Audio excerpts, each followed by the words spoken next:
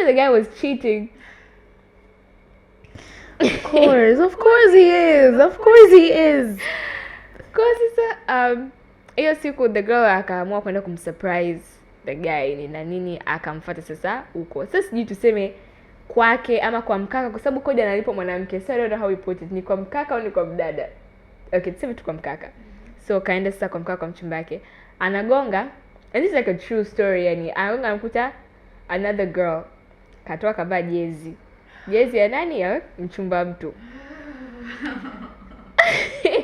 Asa she's like panicking, yani kwangu nimelipa mimi. It's alafu sasa unajua hapo ingekuwa ni mdada ndo kafumaniwa na mkaka anayemlipia kodi. Hey guys, it's your girl Tracy and welcome to the first ever episode of It's Not That Deep. Now I'm excited, guys, because first of all I have this wonderful guest of mine and I'm honored to be in her presence. And before I even tell you who it is, before I even let you know who it is, because I'm in gear and I was like shocked. I was shocked because I have seen models. I've been in that environment, but you guys, like she looks like her photos. She looks like how she looks in her videos. So sa nyingine unazani ni filter nini, but actually she's really pretty. She's really beautiful. Anyway, I want you all guys to welcome the beautiful Miss Tanzania, Tracy. Thank you so much, namesake. Thank you for having me on the podcast. I'm really excited. Yeah, I'm really excited to have you. How are you? I'm fine. How have you been? How's everything? I've been How's good. life? Hey, life is lifing, you know. But you know, we move on. Hi, so let's start with a little icebreaker. Okay. To get to know our characters. All right. So I have a few would you rather questions and answer honestly. Okay. First of all, would you rather be able to read the minds of other gender? Like, so for you to be guys, Okay. read the minds of guys, or be able to control the thoughts of females only? Thoughts and actions. Wow. I'd rather read men's minds. Yeah, rather than control girls' actions, because girls, you can't control a girl, and she's gonna do what she wants to do. So yeah, I'd rather know what the other gender is thinking than trying to mess with the same gender. I know that I'm not gonna win either way. Hey, with women, you're never going to win. So yeah, let them just think for themselves. Yeah. Yani kabisa, when I'm on the same point, I'd rather just know what they're thinking, because with women you can never truly just let them be. True. Let them live in peace. True. Yeah. Another one. Would you rather always speak your mind? Kila thought inayoingia unasema, or never be able to speak your mind?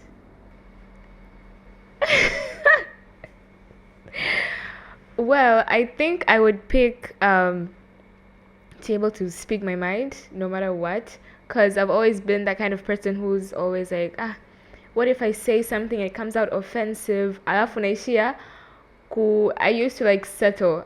I would say settle for less because I couldn't talk what I really want to say. I couldn't like open up. So I feel like I would really like to have that, I don't know, superpower and see how it goes. I hope it doesn't end anywhere hectic, but yeah, I'd rather be able to speak everything that's on my mind. And you? For me, kweli, I'd rather not speak my mind, because Why? the thoughts are chaotic. They are chaotic. And plus, I think a lot of people would hate me.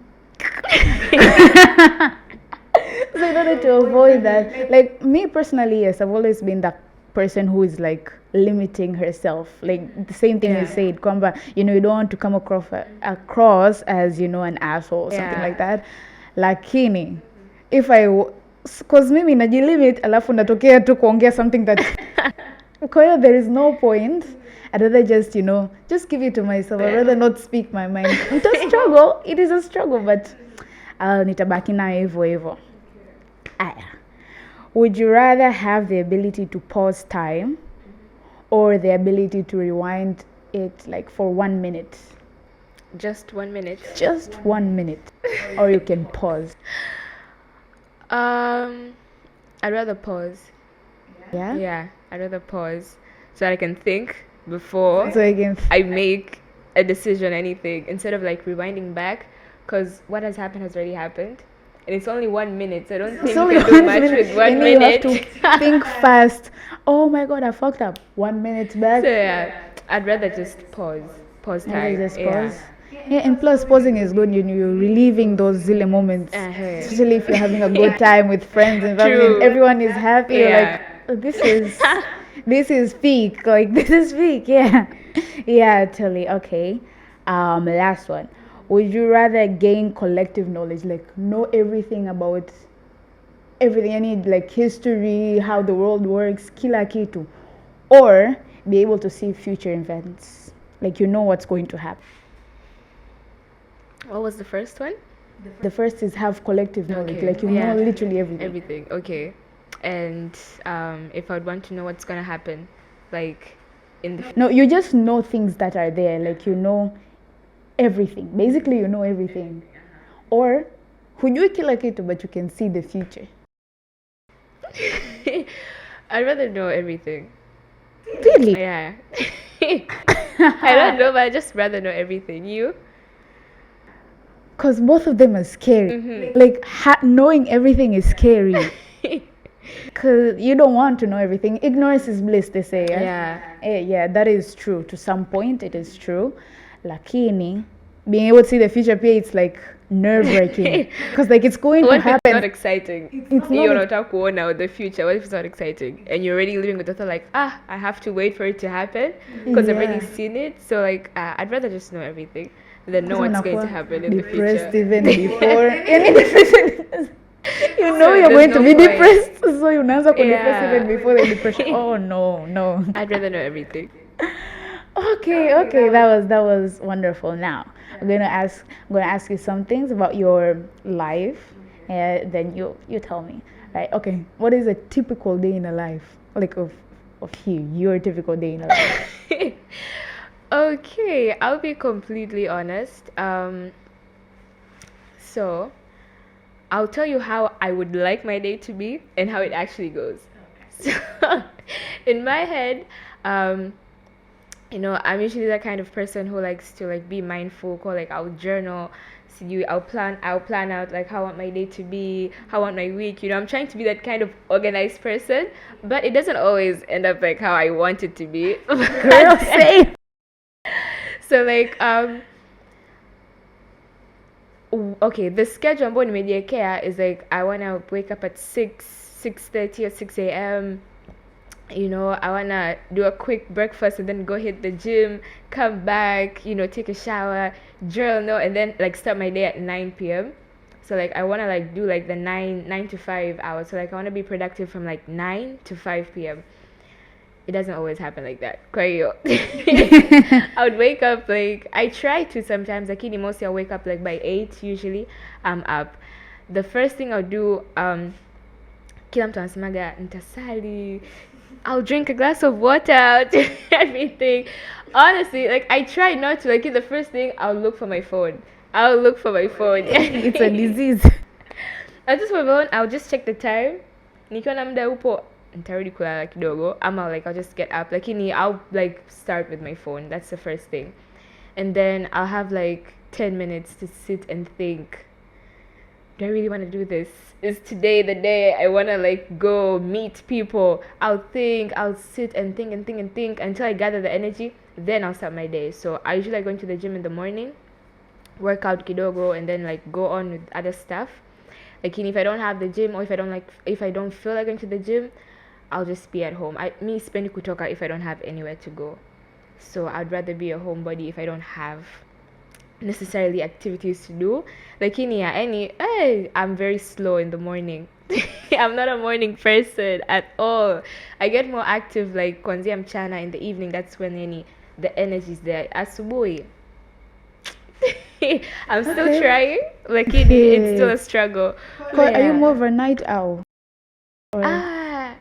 I used to be back in the days, hostel, A levels, nina nini. You know, you're free, you're young. I used to be like not necessarily go clubbing and everything, like ini, like just go out, you know, with friends, nina nini. Like ini, I feel like after I started living alone, nikasema, hey, how come I never knew this comfort before? You know, that comfort just being alone, Just being not having alone, to yeah. meet people every time, not having to, you know, have a social battery to meet and talk to people. So I really enjoy being at home nowadays than going out and being at home alone specifically. Yeah.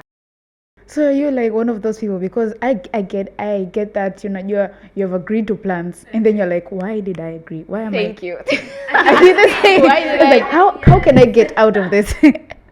I did the same. Yeah, it's very toxic, by the way. It's not good at all. Like yeah, I'm also the kind of person. I'm like, why did I say yes, idiot? Because when I say go out, so you enjoy your youth, nini, so like, it's too much work. It's too much energy. I don't True. really want to do this. Okay, that's nice. All right. Okay. What is the like most embarrassing thing that has ever happened to you on set, or maybe see you in the runway, or I don't know, with your clients or whatever? Okay. Let's see. I don't think specifically on set or anywhere Like anywhere where people could see you, that is embarrassing. Because if it happens when you're home Yeah. alone, it's like okay, let me see. Let me try remembering. Oh, okay. So this was recently. So nimejua kuendesha gari like juzi. I think like last year mwishoni, that's when I like started driving. But then I never liked driving because it's too hectic on the road. Yani everybody's shouting, everybody's angry. Mtu kutoka kuna bodaboda, and so I don't like driving. Sasa the street ambayo I take when I wanna like go home, the road I take, it's a tarmac road. Lakini nyembamba. So it's like a street road, lakini it's a tarmac road. So my lane is on the left side, alafu the opposite is on the right side. Lakini when I'm entering, upande wangu they usually like park cars, sabu si majumba ya watu ko ni mtaa tu, amna traffic lights, amna nini, there's nothing busy. Ko like usually mnatumia the other lane wote, mnaotoka huku na mnaoingia. Kwa mtamwacha mwenzako apite, wewe utaendelea nayo. Sasa hiyo siku natoka zangu narudi, nikajua kabisa this is not my lane. Kwa mtu anayetoka inabidi nimpishe apite kwanza afu mimi ndo niendelee. I was stuck, nampigia honi, naambia wewe mbona utoki? Pisha nipite, kumbe it's not my lane. And the other person probably looking at you like, is this Yes, girl on I was drugs? my car has the Miss Tanzania posters. So everybody knows kwamba humu ndani ni Miss Tanzania ndo anaendesha. So I was like, I was busy na foka nampigia honi, toka bana, pisha nipite, kumbe hadi ndipo upande sawa kwangu. So it was rage is getting to you too. Oh no. It was so embarrassing. Yani I don't think nimejiendesha since that day. Yani tangia usiku I'm like, I'd just rather call somebody aje niendeshe. I can't handle driving in da apana. How did the other person deal with it? Like, I didn't even want to look back. I didn't want to sikutaka kushusha kioo niangalie. Hakukuaddress at all. No, kwa sababu nilikuwa ndani ya gari, so I don't think if he was yelling sikusikia. So nimefunga madirisha and everything. Me, I'm just honking the car na panic sasa ndani ya gari. Naambia after I was with a friend. After my friend is like, mbona kama vile you're on the wrong lane. You're the one supposed to subirie kwanza afu ndo apite. I'm like, no, hapana bana, unajua watu wanakera sana. For like a whole 2 minutes. So it was so embarrassing, yani. Alafu ni mtaa nyumbani, so I'm gonna meet the same people every single day. Kwa nawaza, what if they're gonna remember this incident? So yeah, it was very embarrassing. Damn, that's tough. That's tough. Yeah, and do you have any embarrassing moments? I don't want to tell it because it is embarrassing. Okay, this was like at school, A levels, right? I saw some I nimesoma sister school. Kwa hiyo like, and the school that I studied, like it was mostly for girls, like even kuna guys wachache, right? I was there from 5. It was tulikuwa tunaenda kula, it was jioni-ish, so we were eating. our meal. Sasa mimi nimechelewa na my friend kula. Sasa the dining hall ilikuwa imejaa. And the like these Form 6 guys walikuwa na kikona chao. Ukunyuma kabisa like corner mwisho. Sasa the whole place is so filled. Like the only place left ni kuna benches tu ambazo zina meza. So like me and my friend were like, let's just stay on the benches because muda umeisha and whatever. I was like, alright, back, cool. Tufanye hivyo. Sasa kitu ambacho tume mistake ni kwamba yeye amekaa on the furthest end na mimi nimekaa on the furthest end, alafu tunakula hapo katikati. Asinyanyuke kumbe amemaliza. Kikaanguka na benchi langu. In front of the boys of Form 6 wakanicheka. And I was so depressed. And for that I was not showing my face. Yani nilikuwa so embarrassed. Get up, ukajichukua sana nini, mimi nisingesimama.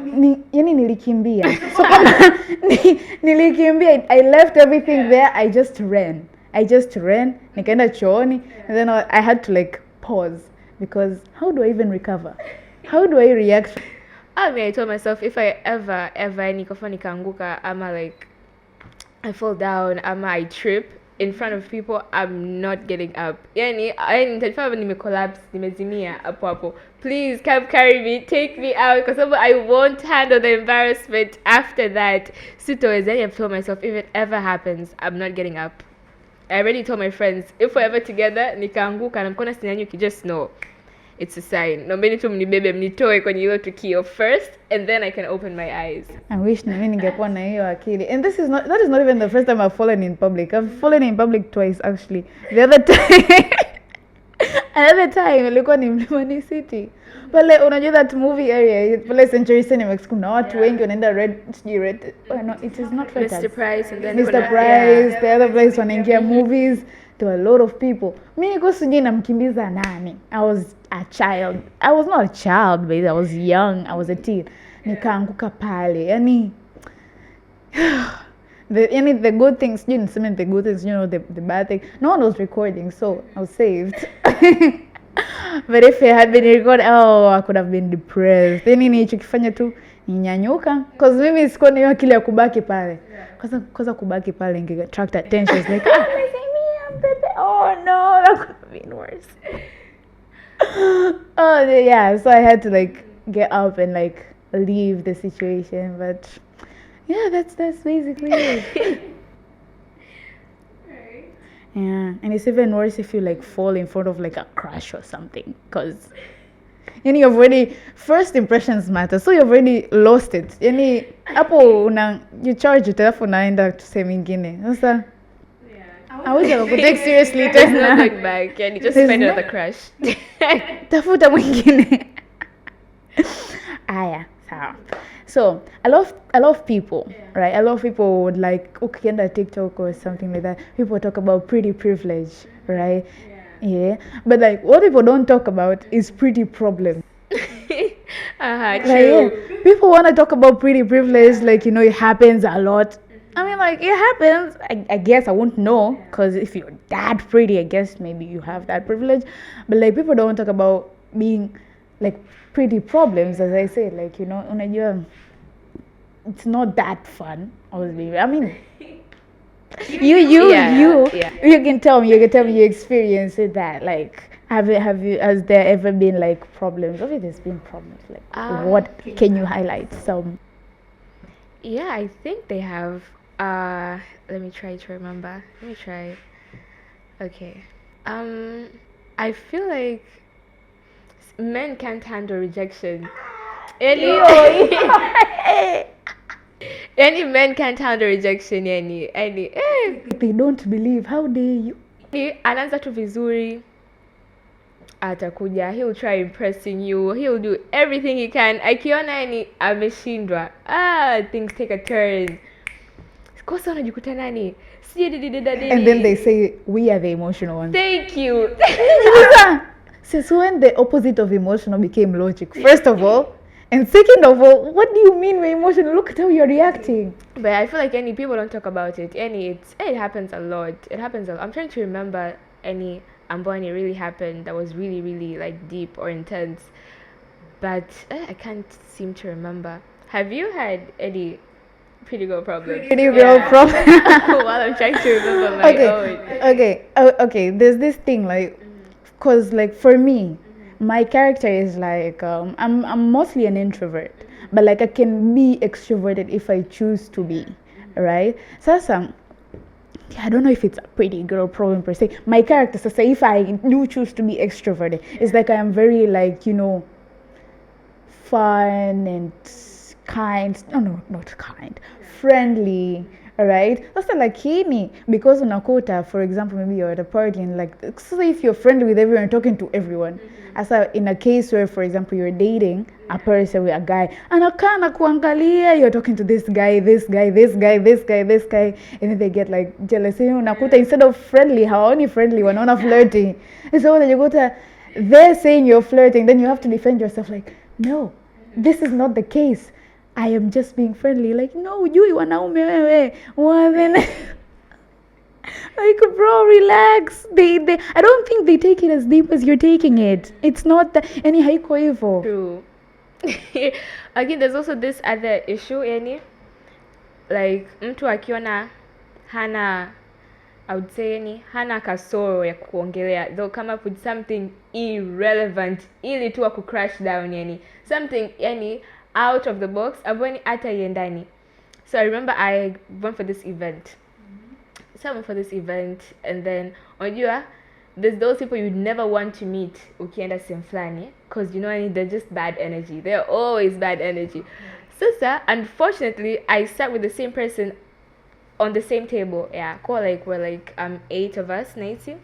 So the guy, he's like, sijui hata nisemaje, but mi najua tu he's just in the pageant industry. Like, he's been there for years. He's like one of those supporters, wale ambao wana promote wadau, tuseme wadau wa urembo. Yeah. So I don't know what I had done to him before, lakini every time I come across the guy, lazima tu atatafuta kitu cha kuongea. Imefika point where I realized he has nothing against me, so he's just coming up with anything. So nimeenda hiyo siku, like, I did my best, nimevaa, I was wearing a really nice dress, I did my makeup, my hair, everything was just perfect, Asa I really don't like doing my nails that much, cause sijabandika kucha. Yeah, lakini I had them short, clean na nini. So nimekaa kwenye meza, the event imeanza, watu wanaongea na nini. Alafu sasa unfortunately nilipokaa nilikuja naye kakaa mbali, so I don't have anyone to talk to, and the guy I don't like was right next to me. So I was just trying, not to make eye contact with the guy. Niendelee tu, sherehe ishe, nirudi kwangu, everything. And then he's like, wewe. When I heard wewe, I was like, let me pretend sijakusikia. Like, let me just not say what's on my mind. He's like, sasa kwa nini hujabandika kucha? I'm like, is this, it's not the right place to talk about it katikati ya an event, alafu it has nothing to do with you. Mimi nikibandika kucha na nisibandika unapungukiwa nini kwa mfano like exactly, like how is this relevant? How is that the first thing you say to a person? And it's not like I bite my nails kusema kwamba that chip out ama I'm like, seriously, kwa umekosa, bora tungeniambia labda you don't like my dress, ama the makeup today ayokupaka hajapatia vizuri. Really, you're coming for my nails. Alafu it's a guy. Sad enough, it's a guy. It's not even a lady kusema kwamba lady issues nini. It's a guy. So I was like, I took a deep breath. I was like, I'm not gonna deal with you today. Nikaendelea na mambo yangu. Jitahidi au anaanza kunikeza like, unadhani mimi sijui personals ni nini kakangu? Unajua personals ni nini? Unaweza kununua hizo personals ukawa unabandika na kutoa kama hutaki kubandika kutoa. Oh no.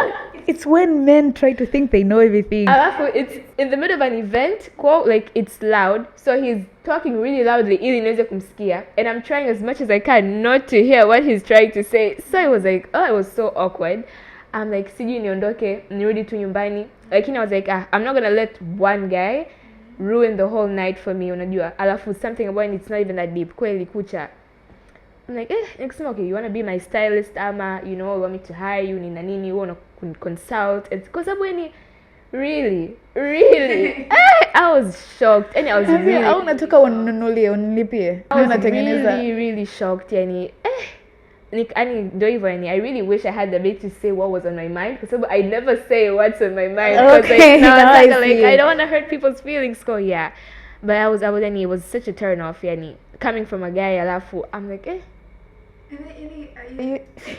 It's one thing finding something irrelevant to comment, but it's another thing as a guy to be concerned with female. Thank you. Comment on them and then act as if you know more than me, it's as the if female. Yani labda nitaka kubandika kucha ili yeye azione, as he notice. Like even if ningebandika kucha, I wouldn't do it for you. I wouldn't come and look for you. Jamani leo nimebandika kucha. Ona jamani, look. I was like, I was so disappointed kwa kweli. Kaka zangu, I hope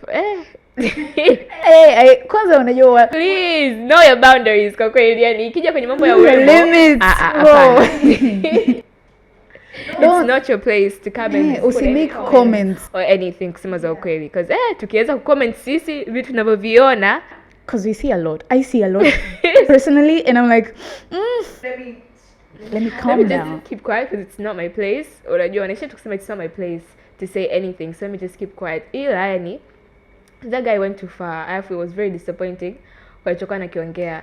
So like any kila siku nakumbuka nasemaga mimi nahisi if you are a guy unataka kutoa comment about sijui umevaa wig, sijui lace inaonekana, sijui your braids, sijui nini kucha, sijui nini, toa hela, mwambie sijapenda your lace, sijapenda your wig, here is money to get another one. I'm like, I think there's a way to say it pia, and there's a way to say it kuna pia. Vitu vya kuwa triggered navyo na kuna vitu ambavyo yani kucha like I sat down kila siku najiuliza, I really yani bora ange comment kuhusu my hair, maybe my wig, ama labda my dress, ama my makeup wasn't flattering that day. I'm like, kucha kwa yani umeniangalia, you're trying to find something, you're trying to start a conversation, kwa sababu obviously he was trying to start a conversation, kwa sababu kwa nini yani ungenisalimia tu, hi Tracy, how are you, basi and he came straight, hajaanza hata na salamu kusema eti labda hi Tracy, how's your evening. Wewe and the fact that you're starting the sentence with a wewe eti kama kuja kunielezea kuhusu mambo ya urembo, like saa tunajua yes kuna men who know who ambao yani they're good in that industry, lakini ambao hamjui, please don't make comments kwa vitu ambavyo you're not really sure about. It's not exciting yani. Kwanza it's just weird behavior. Like you as a man, you should reflect on yourself. Like, why did I feel the need to comment about your nails? Like, what is wrong within me? Is there something I am missing about my own character that I don't know? So I feel like people wakiona they don't have anything on you, they'll just find they'll make up also just anything to just bring tension or bring that negative energy around. Yeah, I think they're just trying to bring you down to their level. Wakati it's just inferiority complex. Ama unakuta insecurity zake mwenye ukuta ya hapendi kuja zake mwenye hazipendi anakuja reflect kwako ili ajisikie vizuri. That's weird behavior. Like heal or something, learn to love yourself, bro. Like yeah, I get that. It's really weird behavior. True. Yeah. And what do you feel about, okay, you said something, right, about like men, okay, can we say men, or yeah, they have like comments, especially on a female, like unakuta sijui maybe si nataka awe hivi, nataka, for example, if they're describing like a girl they want to date or they would love to have like as a wife, nataka awe labda mrefu, sijui awe hivi, flat tummy, blah blah blah blah. Lakini wewe ukianza kutaja preferences zako anakuwa personally offended. Like, let's talk about that. Like, how do you feel about that? Does it happen a lot? Because I feel like it happens a lot. Yeah, it does actually. I don't know, I feel like men wanajipa umuhimu before actually getting a chance. They feel like the moment I start courting a girl, she's already mine. Because she has to accept what I have, she has to accept the shit I bring to the table and everything. Which I feel like because some men are so free, wakiwa wanaongea kuhusu the kind of women they want. Exactly. Very open, very free. And then when it's time for women, sasa, to talk about what they want, it's kind of a problem. Kwenye kila point Why should he be tall? Can't you love a short man? It's a preference, bro. Because I feel like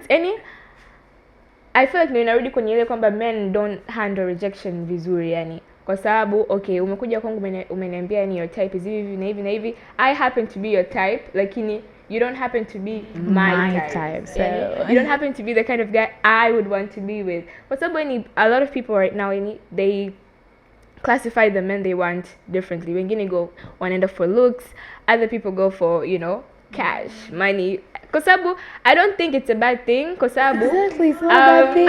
It's just the way we present it, I think. Ndio inakuja a little bit different. Lakini obviously I would want a man who's financially secure. Kwa sababu okay, a role of a guy in a relationship ni to protect and provide.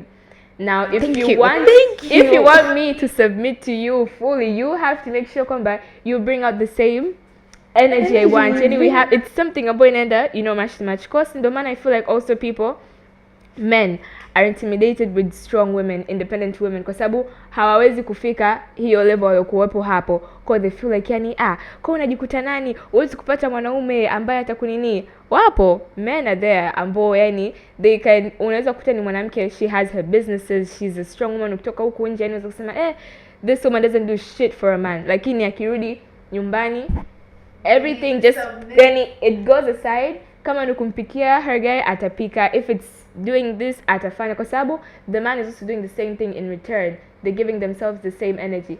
Sasa unakuja nakwambia I want a guy who's financially secure. Are you financially secure? Wewe mbona una chochote? I'm like okay. You want a slim lady ambaye men are so unrealistic. Yani wanataka uwe una kiuno kidogo and then you have they don't want they don't even want yes. I feel like that's just things they want to see on the internet, lakini that's not what they really want. They want something very unrealistic. Alafu I have a theory. Men don't actually know what they want. So they just, when I end up from the internet, they pick and choose, and they're like, this. I feel like people should accept ukiona kwamba uwe unayemtaka hajakufikia, you have two options. Either you let it go ama you do what you can do umfikie hapo alipo. Kama uwezi, then just move on and find someone ambaye mtawezana. There's no need to force. Hapo ndo mwanzo sasa chuki si nini na nini. If you can't reach your level, please. Don't ask for things you can't handle. Kwa sababu okay, you want a pretty lady, unataka mwanamke wako awe mzuri, awe good looking. I want her to be good looking all the time. I want her to look pretty, swini na nini. Akija kukuomba, okay, you want me to look good looking, basi aya, nitumie basi hela. I want to go do my makeup na nini. Mlolongo.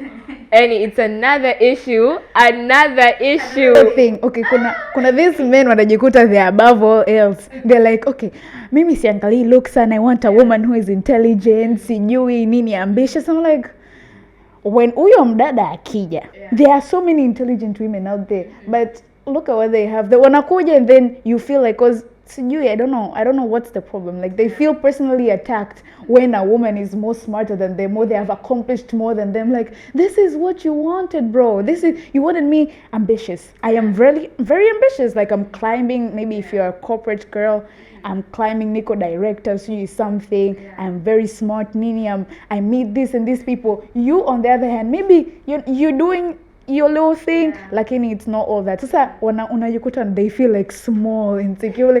They don't know how to treat a woman.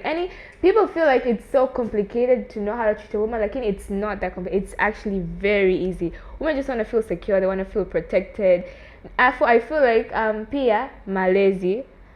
A lot of people right now wanalewa na mzazi mmoja, especially like single mothers. Naisikia inakuwa it's becoming, I don't want to say a trend, lakini so many people sasa hivi unakuta wanalewa na mzazi mmoja. And I feel like most of the people who feel intimidated by somebody ambaye labda a girl who's stronger than her, ama I would say not stronger, lakini maybe smarter, ama she has a certain type of achievement, ni kwa sababu unakuta mtu amelewa na mama yake tu peke yake.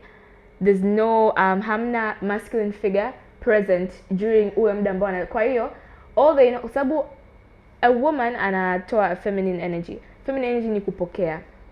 masculine energy ni kuprovide. Kwa hiyo unakuta sasa sababu amelelewa na mama yake peke yake, all he knows is to receive love, receive, lakini hajui jinsi ya kutoa, hajui how to treat a woman kwa sababu hamna ile, there was no one there from the beginning to ndio maana I feel like people should really she had to do everything herself, like she had to embody the masculine. Unaona, kwa hiyo sasa you need ndio maana nasema you need to heal yourself and find somebody who's healed. Hawezi kuwa kwenye relationship ambao one person is healed and the other isn't, or both of you aren't healed. It's not going to work out. Sawa, ndio you had a tough past. After people like victimizing themselves, I'm so happy you mentioned it. You're glorifying your troubles, like mimi nimelewa na mamangu peke yangu, my dad wasn't there. So, fine, okay, yes, that's the situation, lakini that's why you had time to put yourself out of that situation, unajua. You had grown now. If you had trauma, there's therapy, there's any people neglect, any people use the experiences they have kujitetea, kuja kwenye ile kwamba mnionea huruma ama nini, which isn't good. It's really good, and it's a major turn off. Like unakuja, I get it, you have troubles in the past, yes, work on it, but like work on it, heal yourself, because mimi nakuja, with me I'm like happy, I'm content with what I have, like I'm healed, I have all this good energy, afu unakuja with all this, and like I get it, ndio kuna some troubles in life, lakini heal, like heal.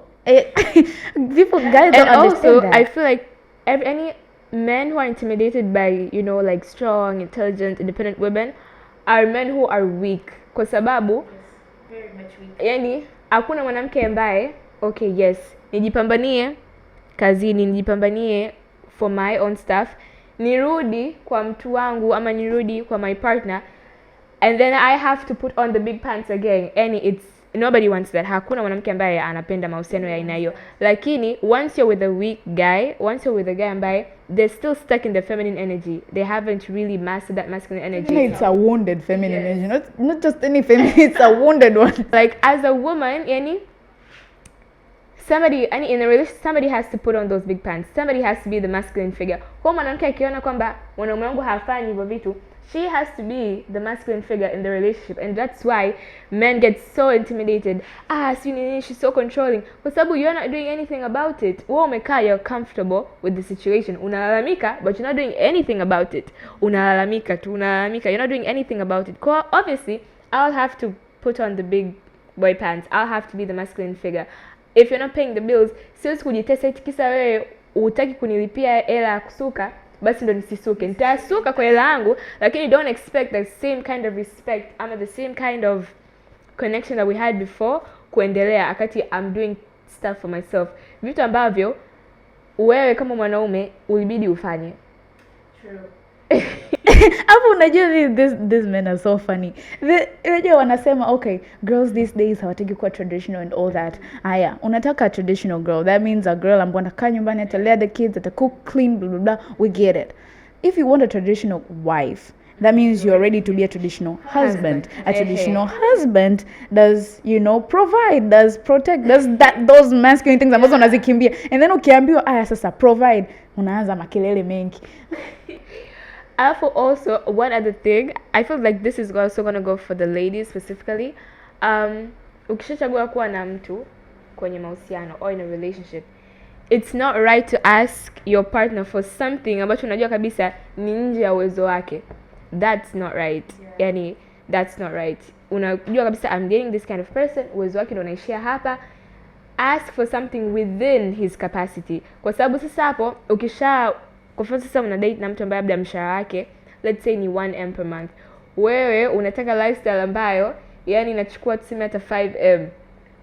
In 2 weeks, you want mtu ana mshahara wa 1M let's say per month. Lakini you the girlfriend unataka a new wig every single month. Na hauelewi. Mbona rafiki zangu wanapewa mawigi It comes from comparison. Inaanza hapo. Comparison. Ukiona your friend amenunua. Mbona other men are doing this, you're not doing this, Call before, don't settle for less. Tunaambiwa vitu vingine tunajitakia tu wenyewe. Unaona kabisa don't settle for less. Don't settle for something ambacho unajua kabisa I won't be happy with the outcome. Kwa unajua kabisa huyu mtu nakuwa naye, he's able to provide for the things that I want and I'm able to provide back for what he wants. Sasa huwezi ukamwomba mtu ambaye mshahara wake ni milioni 1 afu unamwambia ni nataka kila mwezi tu tunasafiri, tunaenda getaway, tunaenda vacations. It's so unrealistic.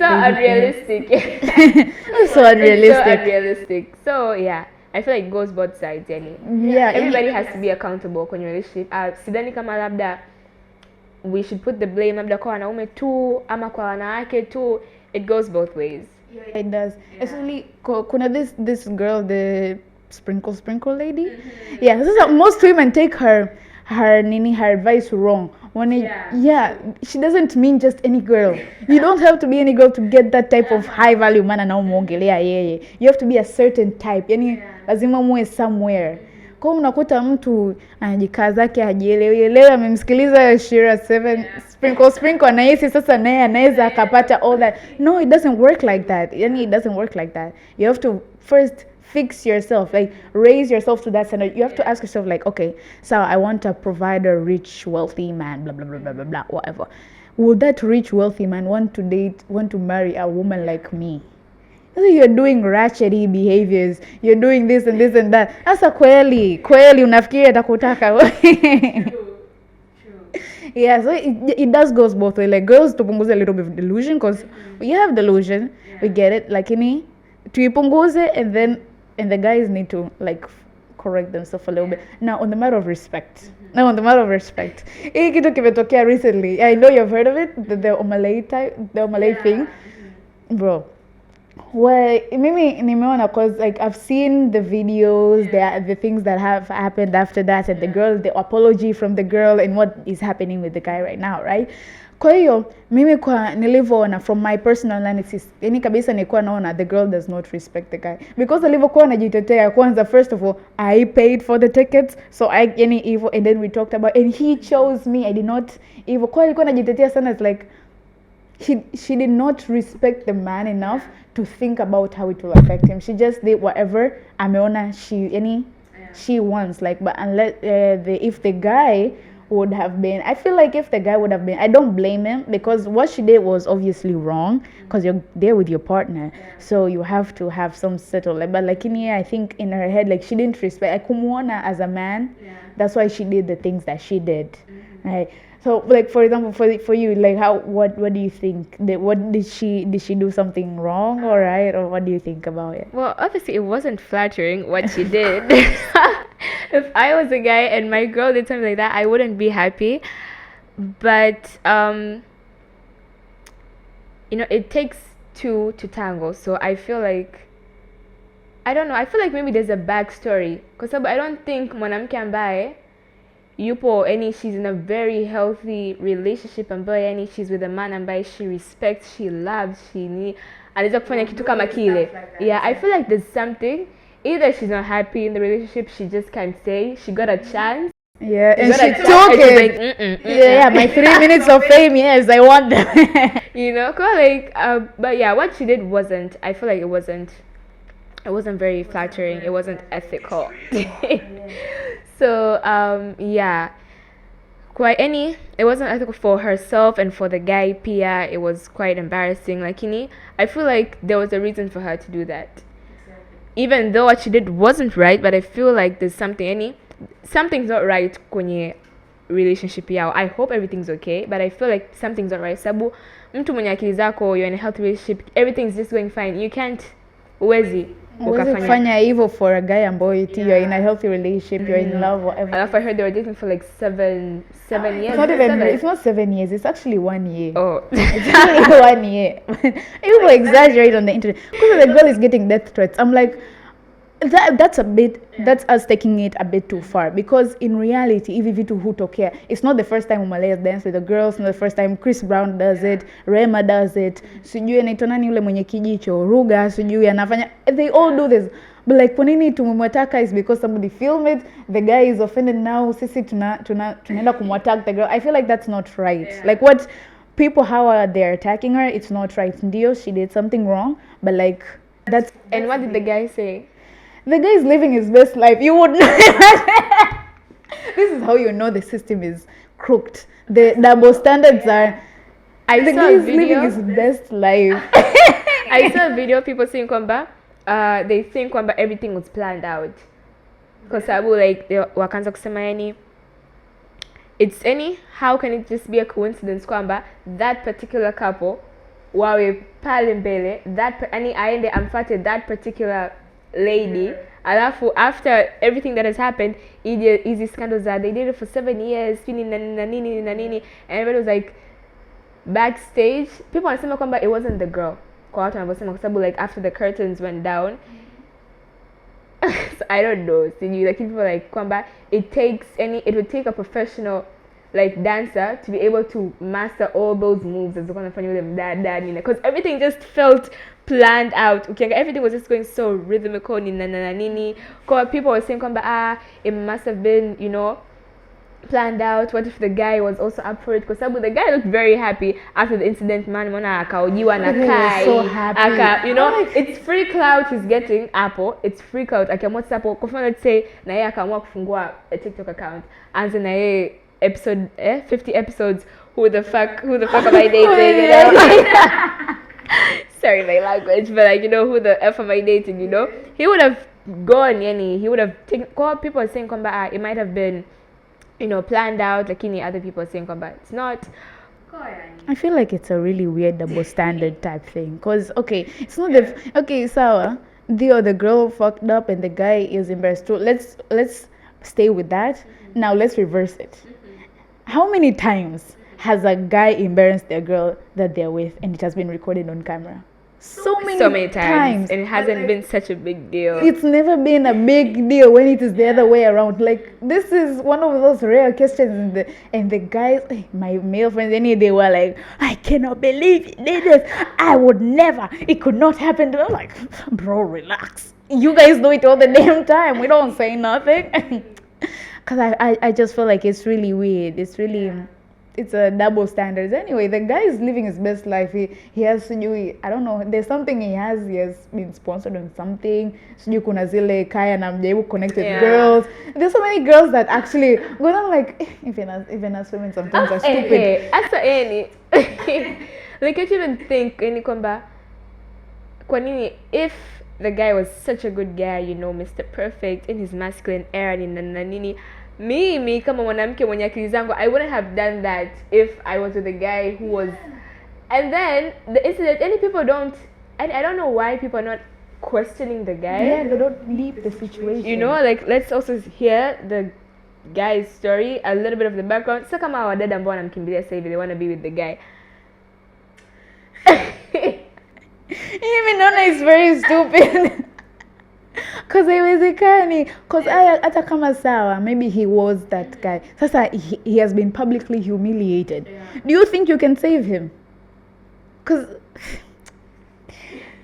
when girls date, tunaingiaga na this mentality, I can change him. He's treating me like this sasa hivi, lakini baadaye maybe we can fix and he can be better. I can change his style. I can do this. And unajua, I've seen like this Instagram, TikTok trends, boyfriend air and girlfriend air. Inaonyesha like when they first started dating, how the boyfriend was. Unakuta maybe the boyfriend yeye alikuwa na shit style, lakini akitoka hapo nani amekuwa a different person. Reverse it to the girl sasa. The girl, she was pretty saiga na bana huko, no makeup, kitambi nini, yani hivyo. Kwa hiyo it's like it's very very weird tunaingiaga na that mentality. Akati guys don't actually go with that mentality. True. Wanaona you're acting weird, they just leave. Yani hawataumiza akili, yani hivyo. Kama hawato leave you, they will just cheat on another girl. They will stay with the girl that they actually want to. They will keep you around because maybe kuna something you're giving him that he wants. So he will keep you around nini, lakini hivyo. Lakini sisi girl tutampigania, tutamtetea. We will sell him to our friends. Ndio, he stood me up, but he's been working a lot. He's that. Okay, so I had this friend of mine. She also had she had a roommate, and then the roommate had a friend who was in this kind of scenario.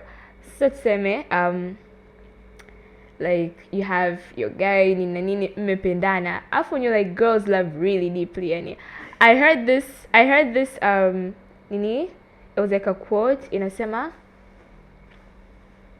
girls know how to love but not who to love, and then boys know who to love but not how to love. So like the guy might get the right girl, lakini they'll lose her kwa sababu they don't know how to treat her right. Alafu the girls end up with shitty guys and they put them on a pedestal 1 hour. Any ndio we try to change them, alafu they don't change at the end of the day. Kwa sasa mdada alikuwa na mchumba wake hapo chuo. Yeye anakaa hostel ila kamlipia mchumba wake kodi. That is where the Kigamboni. This is where the problem begins. So huko chuo, right? Yani hivyo Kigamboni, it was siku zinaenda nini anatuma tu hela kodi, analipa. I feel like she was doing more than just hela kodi. Na hisi hata hela chakula alikuwa anampa, everything yani. Kumbe the guy was cheating. Of course he is. Kwa sasa hiyo siku the girl akaamua kwenda kumsurprise the guy nini akamfuata sasa huko. Sasa sijui tuseme kwake ama kwa mkaka kwa sababu kodi analipa mwanamke. So I don't know how we put it. Ni kwa mkaka au ni kwa mdada? Okay, tuseme tu kwa mkaka. So kaenda sasa kwa mkaka kwa mchumba wake. Anagonga, and this is like a true story yani. Anagonga anakuta another girl. Katoa kavaa jezi. Jezi ya nani ya mchumba mtu. So she's like panicking yani, kwangu nimelipa mimi. It's alafu sasa unajua hapo ingekuwa ni mdada ndo kafumaniwa na mkaka anayemlipia kodi, it would have been different. Very different. Very different. Kwa sasa akamuita the guy, anaanza kumwambia what's happening, anaanza kupanic sasa, what's happening, mimi nakulipia hapa na nini, kumbe unaita na wengine hivi na hivi. After that I was like, anyway nani, like who are you? Because I know this is my man, this is his house, ndo ghetto lake na nini, nakuja na kwamba this is my place. The guy had the audacity kumrudisha the other girl daddy, the side chick sasa alibambwa naye, alafu anamwambia the girl eti wewe ondoka tu tutaongea. Sorry, what? At the place that I'm paying for. So, I don't know if I would have sounded petty ama I would have seemed petty. Mimi ningemwomba tu achukue vitu vyake vyote vyokuwa navyo. Nisingemwomba, ningetupa nje. Aondoke, please. There's nothing to talk about. There's nothing to talk about. There's nothing to talk about yani. There's nothing. Women go through things lakini unajua we don't talk about the things we go. Any women don't open up kwa vitu wanavyofanya kwa sababu tunaogopa sijui. I feel like we're still scared. We still have that ile fear kwamba I can't do this to a man. I can't, men are not supposed to be embarrassed in public. That I think that mentality bado ipo without us even knowing. Because mimi hapana kwa kweli. Please. I would have freaked. Yani angeona side of me he has never experienced. Cool ndo hivyo. Alafu eti they got back together.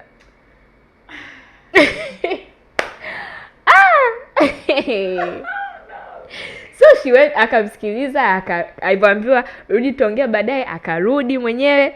Yeye ndo analipa kodi hapo. Rudi tuongea, we don't know what happened if walikuwa nakifanya wakaendelea nacho huko. Alivyomaliza ndo akamtafuta the girl. But it was kwa nisi wakaongea wakasameana. But then sikumbuki how it ended lakini the guy screwed up again. Of course he's going to screw up again. Of course he is. Screwed up again alafu ndo akaachana mazima. I feel like pia yani when you see something's not right, run. Please. Huko ndo tunapotafuta trauma because you see one thing happened the first time, it's not right. Unajua you said this and it's not acceptable. Don't settle for it. Like me, I was very surprised yani. Kweli like I don't know. I feel like maybe sijui if guys can put their opinion labda kwenye comment section like is it really right alichokifanya mkaka kweli yani nakulipia. Okay, tuondoe kwamba the girl tuseme the girl kamlipia kutokana na mapenzi kampenda na nini, maybe the guy was struggling financially, kama watu ambao kwenye mahusiano mnasaidiana sawa, but kweli kumleta mwanamke mwingine ndani wewe rudi tuongea baadaye. Tuongea nini sasa? Tuongea nini? Yani hamna cha kuongea. There's nothing to talk about. The problem inaanza hapo tunavyo take on male roles. Like okay, if you want to do 50-50 provide for your man, so we get it. but like how he acts is not something to blame him, it's something to blame yourself, because you took on characters and you took on something that is not yours. You took on responsibilities that are not yours. So what is he going to do? He's going to take advantage of it. I have a question for any. It's very easy to explain. For example, mtu akaingia in your DMs, right? Akasema, oh Tracy, you're so pretty, you're so beautiful, hii nitakuwa nakupa milioni moja kila wiki, right? Some might say no, some might say yes. Tuseme you say yes. He's not asking for anything back. Haitaki hata text back. You don't even have to text back. Yani kama watu wengine wanakoga na zile their accounts, kama unataka kutuma hela ulipa namba or something like that. That's all you need to send. The place where he's going to deposit the money. 1 million inaingia kila wiki. You have to do nothing at all other than exist. Not even you don't have to acknowledge him. You take the money. That's beneficial to you, right? Because free money. Yeah.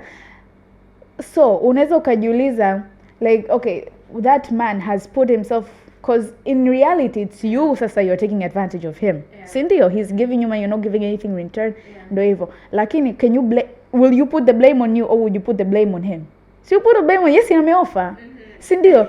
Kwa hiyo you offered yourself to be taken advantage of. As I reverse it in actual relationships, that's, yani tunajiweka in situations where we're going to be taken advantage of. And sometimes, yes, we want to see the good nature in people. We want to see people as genuine and whatever. But in reality, it's haiko hivyo. Yani, life is sad. People are selfish. People only look out for themselves. Okay, you put yourself in a place where you're going to be taken advantage of. Trust me, they're going to take advantage of you. Yani tena, not even just in relationship, even in work. Unajikuta unapenda sana overtime. Sasa tutakuwa tunakuachia kazi zote. Yani ndo ufanye. Wanasemaga don't be too humble. Don't be too humble. Yes, yes, Never exactly. be too humble to a point where any paka labda opportunities pass you in a room ama any. Just don't be too humble, please.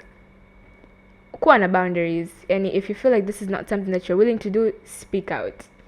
Yeah. Unajua kuna ile, I don't want to hurt people's feelings. Nini. People, yeah, they will be doing that. I don't want to hurt their feelings. Please human beings. Never. You can only please yourself, and that's what true happiness comes from yourselves, guys. You need to please yourself first. And that is, hata kama if you are a girl and you have nothing, but you're still worth a lot more than anything that man or woman, if you're a guy, can ever offer. Like it needs to come from a place of within. You need to be content with what you have. Kwa sababu unakuta, if you feel like, for example, sawa, you're a girl, you don't have a lot going on, you have like just enough salary to keep you going on. You're not living the lifestyle, but you're alright, sindio. And then comes the man, rich, nini, whatever. He gives you all this life, so now you feel like indebted to him. Like, I'm nothing without this man. He has changed my life. True. And you know how that man is going to treat you? Yeah. Like a beggar, like a refugee. Because ataona, hey, kama nimemleta hapa. So obviously anakwambia you have to respect me, you have to do this. Unajikuta you're doing things ambazo you're not ready, you'll never do, right? You're devaluing yourself, and that's need to stand up. Like, women need to stand up. This 2024, we're standing on business. Yeah, that is the mentality you have to put yourself. Hata kama ndio unamuona he or she is higher than what you, either you accept it, you accept it and move on, or you try to meet them at their level. That's the only solution there is. Higher. So pickup lines. You like pickup lines? First. Do you like pickup lines? I find most of them very cringe. So I don't know. I have to like come across a really, really, really good pickup line to actually like it. Because most of them are either too corny or too overused. Cringe, but like people lack originality these days. Yes, or creativity. Like me, and you don't come to me with pickup lines. No. They're so cheesy. Unless you can pull off cheesy. Because the guys who can do it. There are guys who can pull off being cheesy. Kuna wengine wanaanza for they can't maintain that. Yeah, they can't maintain anyone is just like, kaka. Tuishie tu hapa. Where you're going is up. If you're humorous like that, you can do it back to back. I mean, do it if it suits you. it works. And don't sexualize it, please, please. I feel like that's where guys go wrong. Wanaanzaga vizuri na nini, and then they start sexualizing the jokes, the nini, the Nime come up with a strategy for that specific thing. Yani, this is from Shira 7. Akianza tu kuongea sexual stuff and then you're not ready, maybe it's ata ndio mmefika to the first date. First date you're talking about sexual stuff. Naye muulize kuhusu his bank account. Akulete bank statements. And let's talk about that too. You want to talk about something that is very personal and like that? Let's talk about something that is very personal. And you'll see how it changes. You know, utaona tu how you react. And that is my strategy. Better come correct. Better come correct or you'll not like what I say from my mouth. Now, what else? What other Nanelio plan? Oh, right. Recommendations. I have this it's a segment, it's called recommendation roll. Actually I was supposed to have like a local recommendation thing. It spins and then whatever it lands, that's what we're recommending. But since it's not here, we're just gonna go off the bat. I'm just gonna say different things and then we're going to recommend. Okay. Alright. First things first. Movie recommendation. Movie. Well, okay. I don't know. People don't seem to be making really nice movies these days. Yeah. I'm a bit disappointed. What have you seen recently that was like That was really nice. it can be an old movie, it can be a movie that is produced long time ago, but you've seen it and just like still this is fire. Okay. Let's see.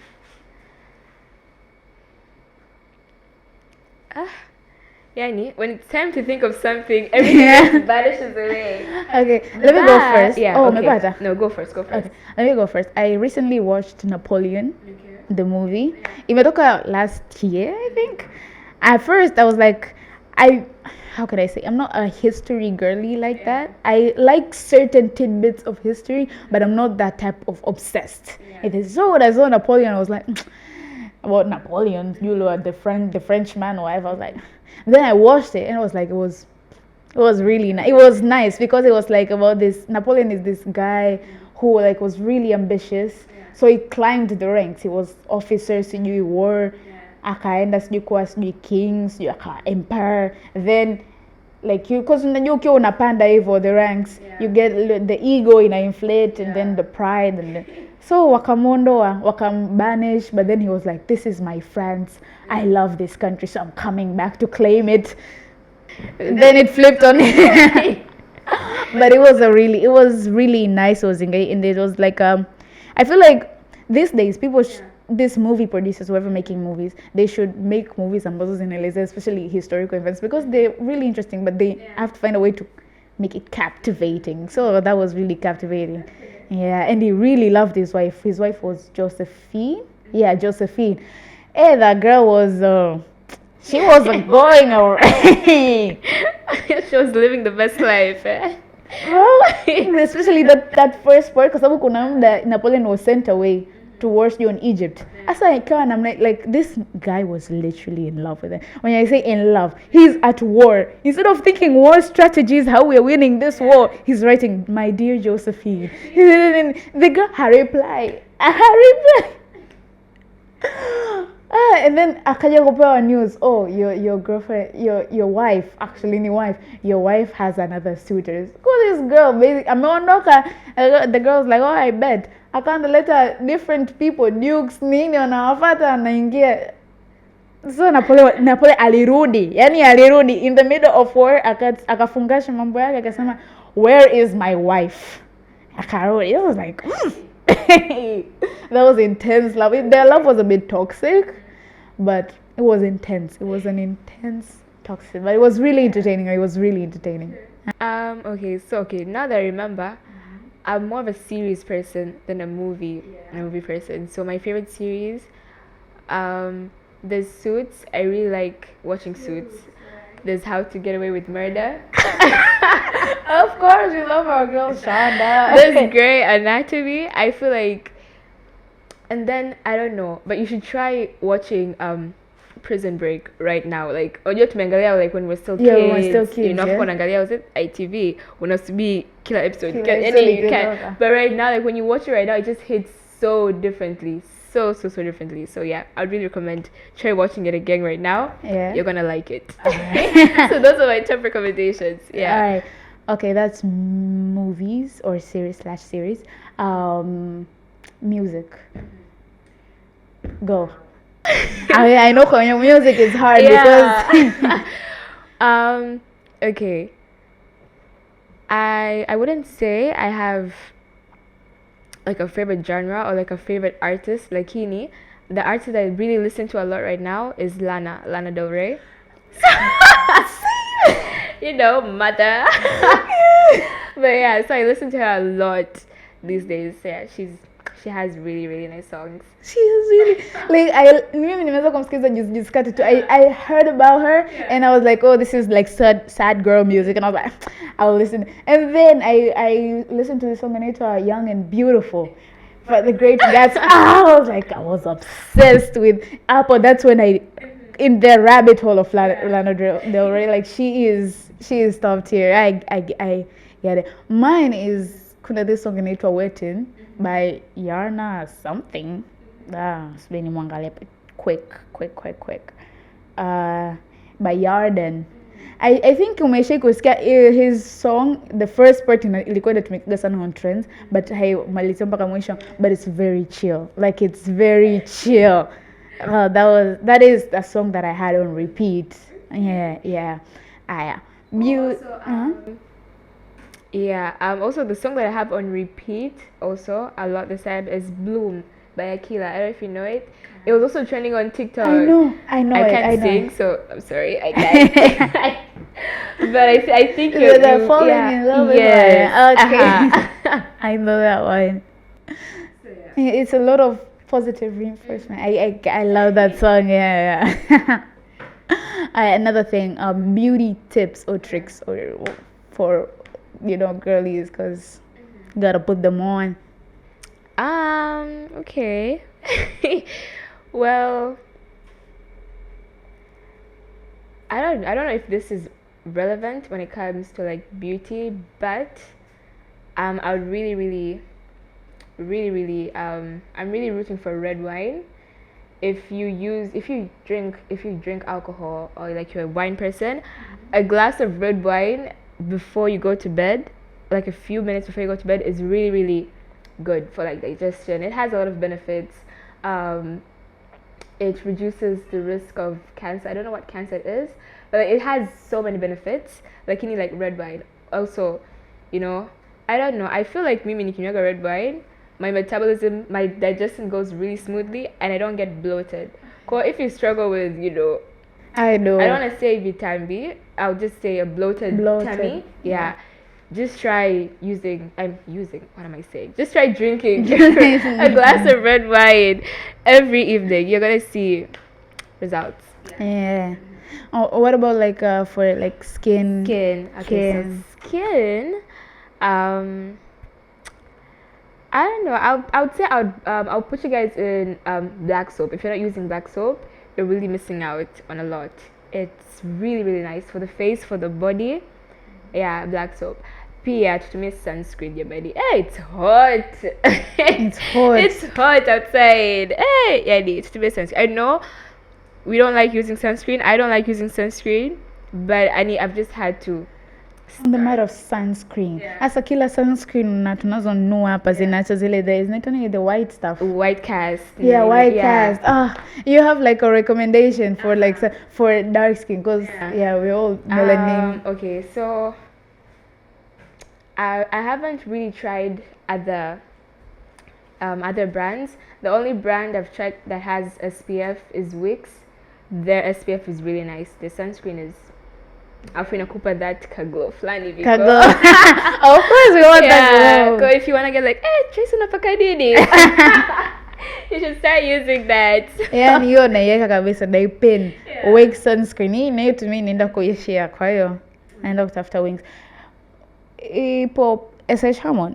Can I get SS Hamon or una I'm not sure. specific I store? usually go to the store itself, the Wix. The week store Yeah, kabisa. itself, yeah. So I don't know okay. kama kwenye nini zingine zipo. But I hopefully zipo. So yeah. Yeah. And also I saw this on TikTok, so I don't know if it works. Ila, for people who struggle with acne, swallowing one thingy of garlic. I don't know how you call that. Kile ki cloves. Ki clove. Ki clove. So swallowing one clove. Come on, abomeza too. Like if you wanna take painkillers every night, it helps reduce acne. I've seen it on TikTok. I don't know if it works. Koyo, yeah. Na TikToks kuna tips Yeah, ukianza umalizi. So yeah. Okay, that is very what else can we recommend? Let's see. Oh, like okay, me personally, I like sundresses. I like dresses but like which are flowy, not tight because I'm trying to breathe. So, but like sasa kupata stores ambazo zinauza dresses ambazo ziko flowy like that. Well, most of the time ukiingia kwa stores hizi ambazo wanauza clothes, it's mostly tight clothes or like even weird cutouts ambazo some of us are not trying to do all that. We're just trying to, look pretty, look girly. Yeah. So like any place ambayo unaweza recommend ambayo like or do you unaagiza from like online? Well, I'm not really a dresses person. So Oh, okay. I'm more of a like tailored pants kind of person, and like most of my pants, I get them tailored like neno kafundi. Now they are like yes, because it's really hard getting that perfect. Afu spendi kunongwa afu nianze kuibana. It's a bit of a hassle. It's sad to say you'll see me in pants most of the time, or like dresses. And also usually like I would really like them tailor made. Like yeah. If I get something, I'll hook you up. Alright. Yeah. Love to hear it. Yeah. Now, okay, let's talk about something. Let's talk about I have this do you know the am I the asshole? The story on Reddit. Do you have Reddit? No. Okay, there's this thing. There's this it's like a paragraph and then anauliza anakuelezea the situation alafu anakueleza so am I the asshole for acting like this? Right, so I'm going to read one and then we're going to comment on. Alright. So the title inasema, am I the asshole for warning my dad's new wife about him? That's the title. Now, let me read it. Buckle up. This is a long one. Okay. Basically, when he's a 24 years old male, was 9 years old, my dad found out I wasn't his. I was convinced during a rocky period in my parents' marriage, and my mom slept with someone else and lied about it. I don't know who or how my dad found out that my mom has always said it was a mistake and she's sorry, but she hates talking about it. As much as I love her, there is a strain in our relationship as a result. But my parents' relationship pretty much imploded overnight. My last memory of actually interacting with my dad is of him sitting me down and telling me he's sorry, but he isn't my dad and I can't see him anymore. I think he still get ordered to pay some child support in the divorce, and I don't blame him for hating my mom. But it does hurt that he spent 9 years raising me and then threw it all away because of something she did. I resented him for a long time, and I still think he was as bad as mom was. But I am at peace with not having a dad now. I didn't see or hear anything from him until earlier this month. I've moved out to a new area recently, and guess who showed up at my local Walmart? So this person's probably US, right? He didn't see me, and I didn't like stalk him or anything, but he was with a new partner and what seemed to be their kid. I'll admit I was both hurt and curious. I found his main account on Facebook. He's been married for about a decade and has a new daughter who is 7-ish. But I also found another account. He met my mom in college and she used the nickname for him from there, so I knew it. Turns out he still has a Twitter account under that name. I don't know all the terms, but he's deep in the manosphere. I don't know what that is. Writes up particularly a lot of gross stuff about how women are all awful, take advantage of men, and will inevitably cheat, and how lucky he is to have found a true wife.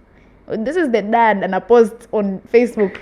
All the he's been taking questions from other men about his success. Now, men are asking, "Oh, how did you success to find a true wife if all women are liars and cheaters?" And one of them asked how he was sure he wasn't raising another man's child, because according to him, 20% of men or something, 20% of men or something stupid are stupid. Oh, according to him, 20% of men are raising another man's child. Yeah. He went on a long rant about what my mom did to him. Apparently, she's a known character to his followers. So this. Then he explained that he was okay this time because he had gotten his daughter's paternity tested behind his current wife's back after she was born. I was so disgusted that I ended up screenshotting a bunch of it, including that particular thread, and sending it to his wife from a burner account. I didn't get a direct reply, but he deleted that Twitter account about a week later. And today my mom told me she's been having abusive messages from him, calling her an asshole.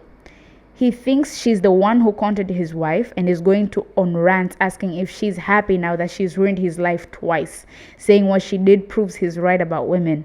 I haven't told mom what I did, and I don't trust her with it. To be honest, I just feigned in ignorance and told her to block him. I am still thinking about it all. I don't know exactly what happened between my dad and his wife, but I think it sounds like they aren't together anymore. And I'm just glad she's seen the real him. But I didn't just do it for her. I can't deny that it's particularly because of old resentment, and on top of that, it's reopened old wounds between my parents. So, am I the asshole? I don't think so.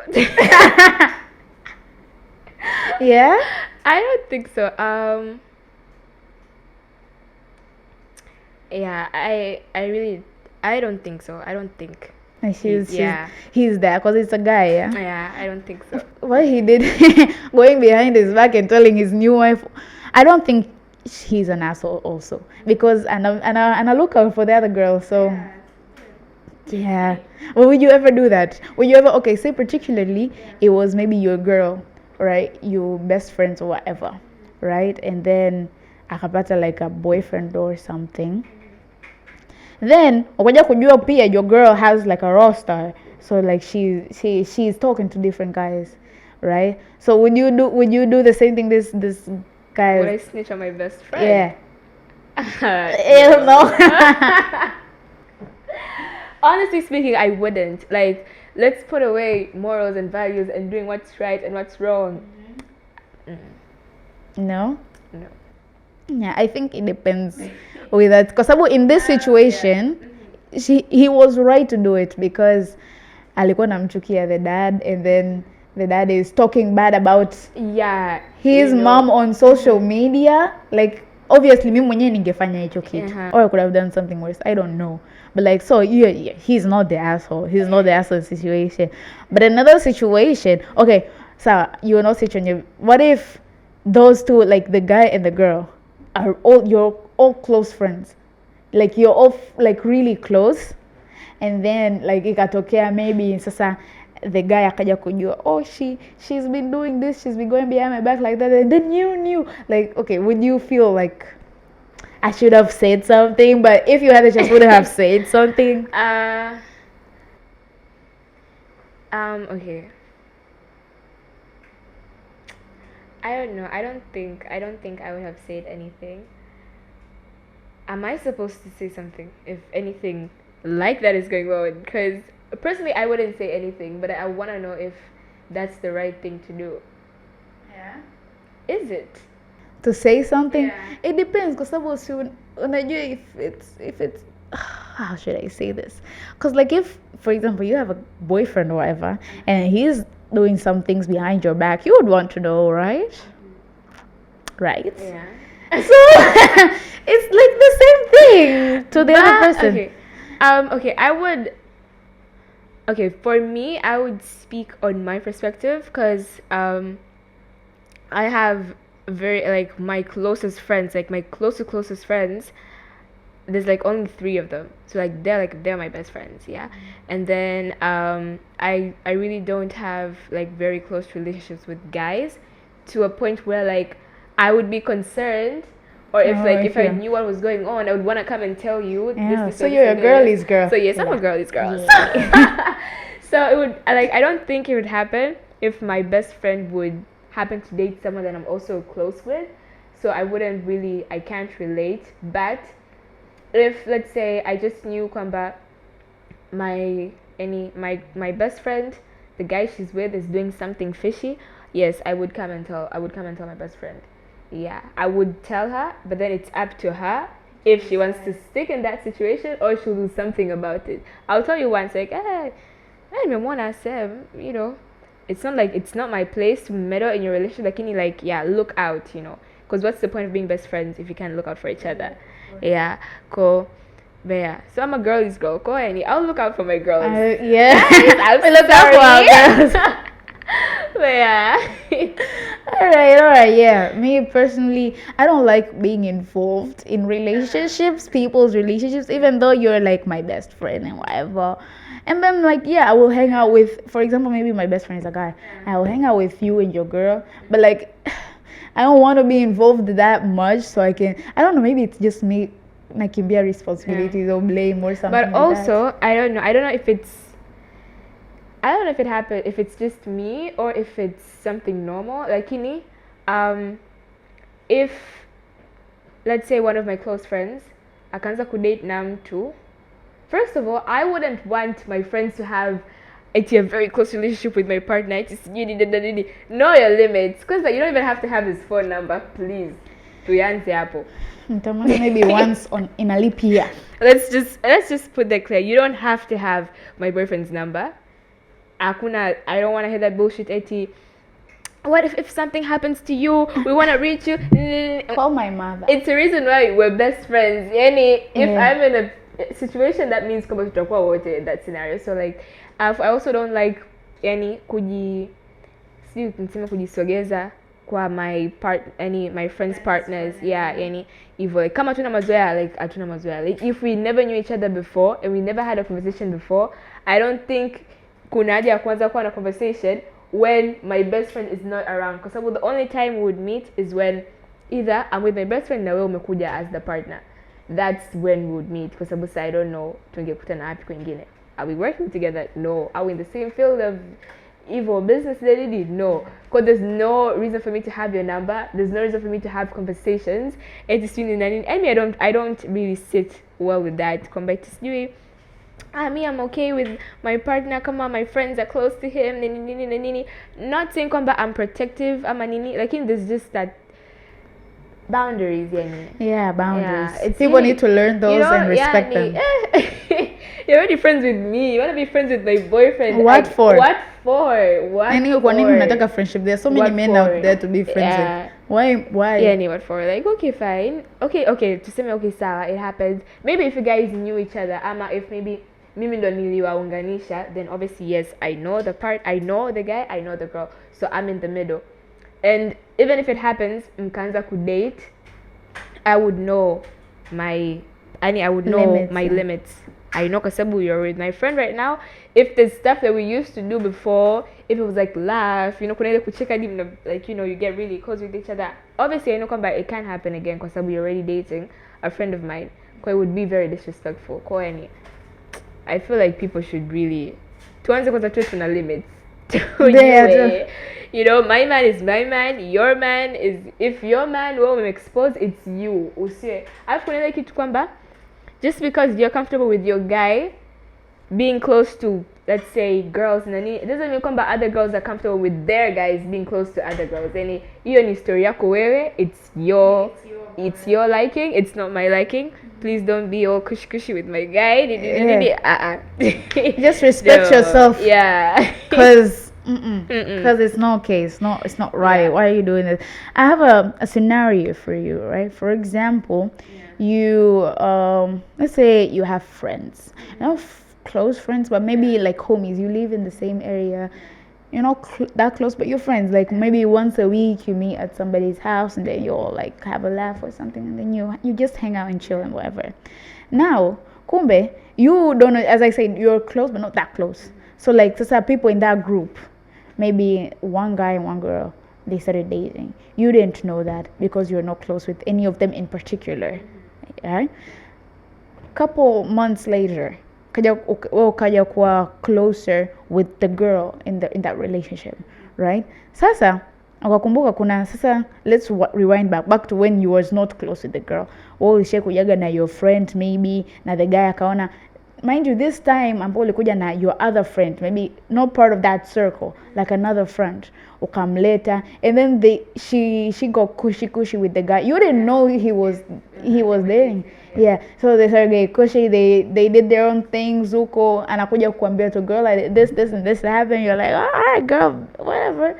And then later on, unakuja ku get close with the girl in that relationship, right? Anakuja kuambia, oh, we've been dating since then, like even before that. In that situation, imekukuta hapo sasa, you're close with her, you're hanging out, you have girls night, you're close with her basically, and then you realize that her man's basically cheated on her with a friend of yours, but you didn't know that, and neither did the girl. Ukuja kujua a couple months later. So would you tell her that? The girl. Yeah. I'll go back to my friend. Nikimwambia like, kumbe the guy you were with has a girl. Or if you're still doing the same thing, like just stop. Not for the sake of the girl, lakini for yourself. Like there's no point of being with someone's man. Yeah. We already know kwamba he has a girl. Ko tuishie hapa. Let's not continue. Lakini I couldn't. Since how any nanzaje hata kumwambia huyo mdada like so I had a friend, I didn't know if no. Yeah. Afu yani tunataka vile ninajaribu kumtetea my friend. I'll go back to my friend, I'll just tell her kwamba if you're still messing around with the guy, just stop, unajua. Don't risk other people's relationships na nini, If he's ruining his relationship, let him be the only reason. Usiwe na wewe sababu ya kufanya mambo. Relationships out zikavurugika. Oh, I wouldn't tell the other girl, but I'll tell my friend. I was like, hey girl, just leave the man alone, yeah? Please. Okay, so now that I remember, so I had these friends of mine, two of my friends. One, we're not friends anymore. The other one was still friends, yeah? So now, that was back, I think it was like last year, I'm not sure. Yeah. Lakini I'm not sure kama tulikuwa tumeanza chuo au bado, lakini basically yani tushakuwa watu wazima, yani dating sio kitu cha kusema ni kitu cha kuficha kwa wazazi, na it's something normal, yeah.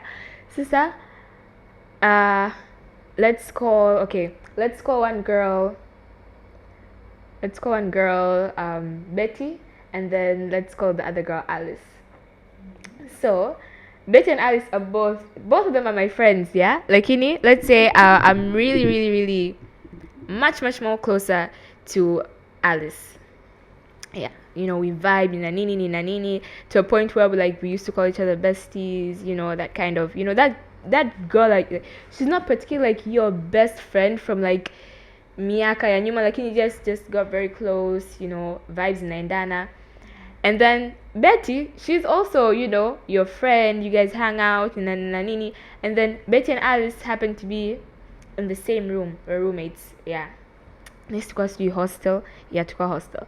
Sasa, tulivyoanzaga tu hostel mwanzoni kabisa, Betty, akaja, she's like, I have this guy of mine, unajua ile ana brag, my guy. So the guy she was with was like much older compared to our age. Kwani she got a grown man, nini, he has a car. Literally, a car is a big deal. He has a car, yani anakuwa kesi nini, hivyo analika store, anafanya, yani he's, Aya. Asa siku zimeenda. Unajua ile nataka nimombe mchumba wangu hela. Naomba unisaidie kumuomba, unajua ile. Sasa wewe unaomba kumuomba hela mchumba wako, si nenda nini? Hebu unajua unamwandikia text na nini. Asa hapo like it's a big group of girls kinicho, yani it's like wachumba hiki na chumba kile tumekuja tunakusupport. Sasa mwambie hivi. Unaona?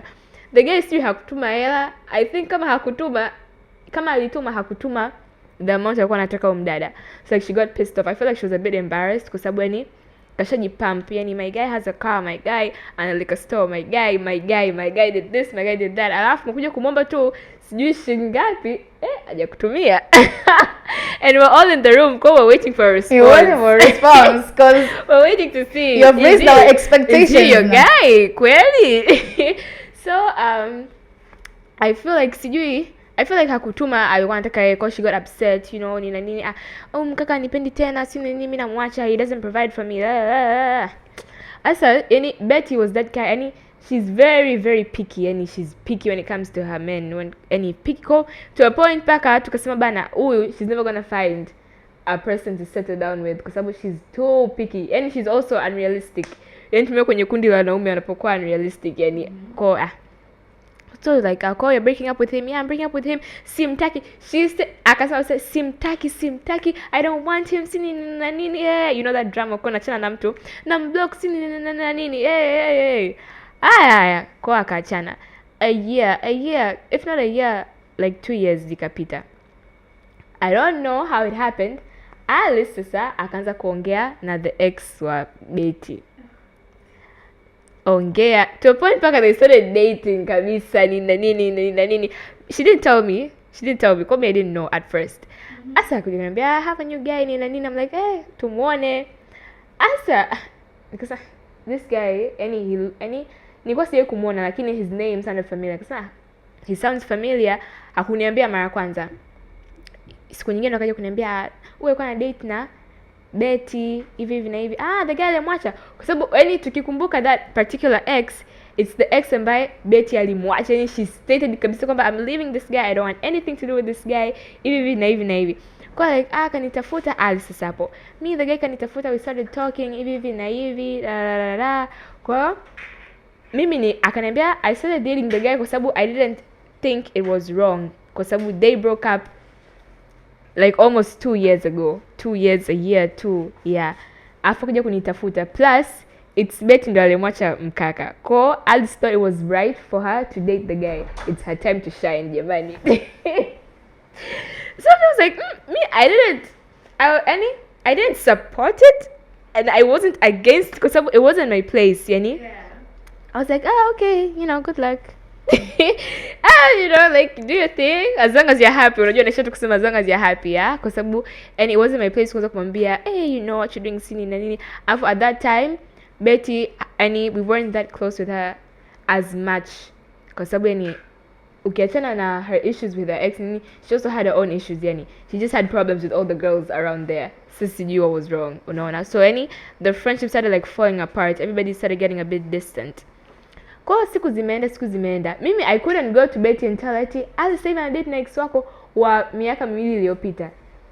Why? At least labda kama huyo mkaka alikuwa na cheat at the same time alikuwa na Betty, tuseme labda at the same time yuko na Alice na Betty. Hapo ndo ningemwambia Alice what you doing is not right. Umeingia msano na watu hivi na hivi, and maybe ningeenda kumwambia huyo Betty. Ila sasa mtu shamwacha for over 2 years now. Alikuwa na expect kwamba mimi niende nimfuate mwambie Alice ana date na your ex fili na nini. So things went on. The guy sasa I never liked the guy from the beginning. Lakini I couldn't tell kwamba usidate naye kwa sababu mimi simtaki, yani it's so unrealistic. Lakini mimi kwambia like I meet this guy. Lakini as long as you're happy, okay. Lakini this guy hapana. Kwa sasa kumbe the guy bado anawasiliana na Betty. They still talk nini. It was Betty's birthday and it was her birthday, it was coming soon. It was around February, March February. Birthday ilikuwa inakaribia. Kwa kumbe kaenda kumtafuta ex wake, anza kumwambia my birthday inakaribia. Kwa hiyo ninunulie zawadi sini. Cause I was like Hiyo audacity unaitoa pia kumwomba mtu. Kwanza unaombaje zawadi? Zawadi zinaomba. Please. Have some standards, please. Inamaanisha kwamba hamna mtu kumnunulia zawadi. And why go back to your ex? And why go back to your ex to ask for a present? So I was like, alafu sasa the guy, ndio hivyo yani sassy. I'm gonna call him, he was very sassy. The guy akatoka hapo akamwambia Alice ambaye sasa yupo naye, unamwona huyo friend Betty huyo anakuja anza kuniomba mimi zawadi, like it's her birthday is coming up and hivyo like she wants me to buy her presents na nini. Sasa mimi ananitext wa nini hivyo, you know. So like Alice is surprised. So ashaachana, mbona bado anaenda kumtafuta, you know, like maana anaenda kumshobokea hivi na hivi. Lakini Alice didn't take it very personally kwa sababu the guy like alidismiss, like he was like lakini nothing's going on, mimi nampotezea sio na nini. Kumbe the same guy anaenda tena kwa Betty. Hadi nikaunganisha kwenye story. I was like sasa mimi tena nimeingilia daje. Cause kaenda kwa so the only person who knew Alice and the guy were dating was me kipindi hicho. Course and mimi sina mwingine wa kumwambia cause it's not my concern. Kaenda kwa Betty akamwambia, unajua mimi right now mimi sasa hivi na date na Alice, lakini she knows kwamba hivyo you guys we dated before sina na nini. Asa I was like asa mbona the guy tena anarudi kwa the ex. Anza kujitetea sina na nini. Ila Alice mimi sielewi nyie kwa nini mnanafikiana sina nini. Huyo Alice anakuja kwangu anaanza kukusema tena wewe. Ana rafiki yake fulani hivi Tracy. Mimi nakaa na wasikiliza. Unakaa umeniona lini? Hata hujata kuniona. Please, yai kwenda kwako kusema kama muda tukakaa tukapiga story. How wanaanza hivyo wanakusema sio na nini. Akati the same guy akirudi kwa Alice sasa anaanza kumwadisia how things were kwenye relationship alivyokuwa na Betty, like hivyo yani Betty was so ratchet sio nini hakutulia I never liked her that much hivi na hivi, because he was playing both sides. This is I didn't know what the point was, unaona. Sasa it's a messy guy. He likes chaos. Yes, unajua you know, after he was light skinned kwa yani no offense, I mean, it's a stereotype but so ikafika sasa kwenye birthday ya huyo Betty. Mimi nikaanza kuona mbona she's not that comfortable akiwa na mimi kama zamani, unajua. Sasa mimi nikapotezea mimi naendelea tu maisha yangu ni na nini hivi na hivi hivyo anakuja usiku ananifuata Betty sasa. Tracy, how could you're such a fake friend, sijui nini na nini. Yani you knew kwamba Alice hivyo. Kwanza kumbe you knew. Asa I don't know if it's true ama she just made it up. Eti kwamba kipindi kile when Betty and the guy were still together, sijui Alice alikuwa anasikia stories za mkaka, eti add Snapchat faster kisisi. So yani ni add Snapchat nianze kumwinda mkaka mpaka nimpate. Asa like hivi kweli mtu add Snapchat since 2021 aje kudate na mtu 2022 huku sijui 2022 I think. Kweli she was waiting that long and I'm submitting kwenye body make a move. I was like I was like sasa what do you want me to do Betty? Nije nikwambie you're not together with the guy anymore and you clearly stated kwamba humtaki. Jamani I wish mkaka angesikia kwa anachambuliwa na huyo mdada, cause it was like because sije kumpendaga it was chaotic. After sasa hivi unaweza ku ask yourself like, why are you hurt kama wewe ndio ulimwacha? Why are you hurt and why are you upset with me not telling you wakati it's not my place? Kama kuna mtu akwambia ni Alice inabidi aje akufuate kwambie kwamba and pia I don't think Alice was supposed to go and tell Betty kwa sababu please come on 2 years I love it's not like it's not like we were besties yani kwamba ile if you were besties ingekuwa wrong because you know it just happened kwamba tumekutana wote in one school ni na nini, then we got close from that particular point. Ila so kwamba we had a very close relationship from back then, cause like this girl is overreacting. Eti nataka nimwombe msamaha. I was like Asa wait for what please yani it's not like when I'm friends with you I get something out of the friendship. Hapana, you don't want to be friends, I'm comfortable with that, lakini mimi sikombi msamaha, mimi sio niko salangu. So she's like, okay, if kama utaki kuniomba msamaha, it's fine, nini na nini, anyway, sitaki tena kwa marafiki na nyie, sisi kwa na marafiki na watu wanafiki, sisi nini na nini, drama. Akatublock both, kaniblock mimi, akamblock na kwanza alikuwa alimblock Alice way earlier, alivyoniblock mimi.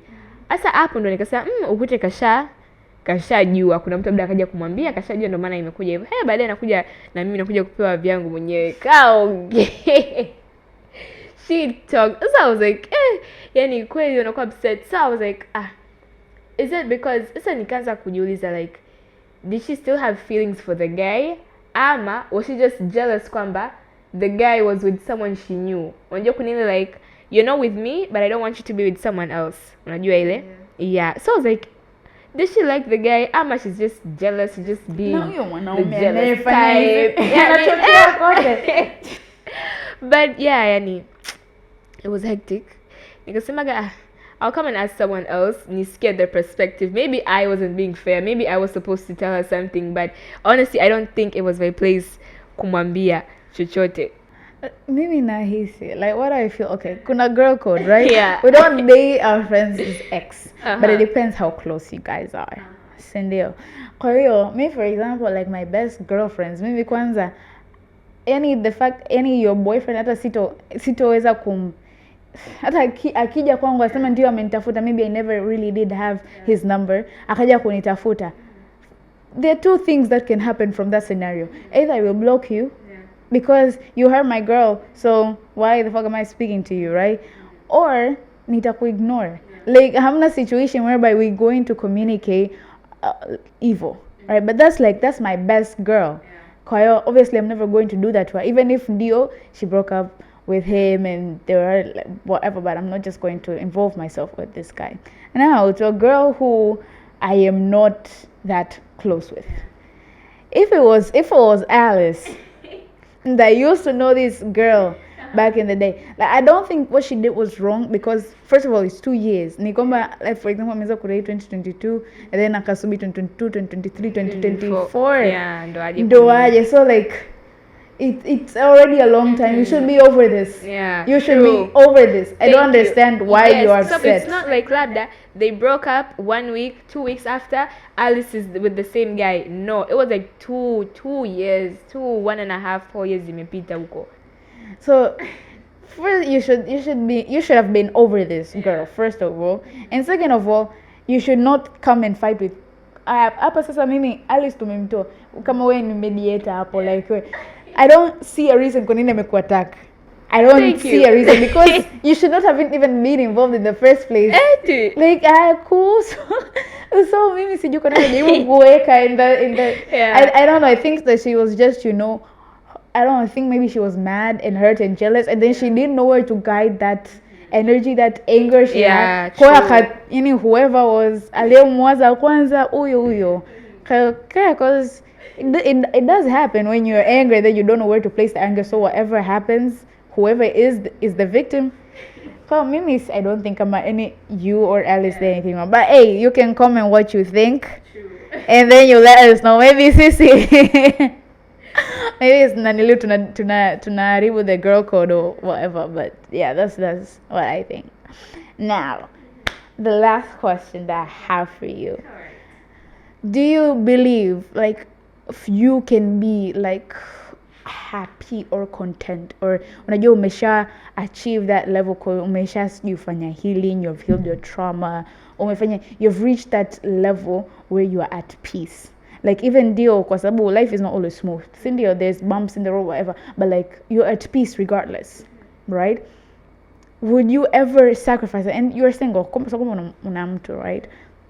You're at peace, you're single, you're happy with yourself, you're content with yourself, whatever. And then, do you ever think that can coexist with being in a relationship? It's 4:00.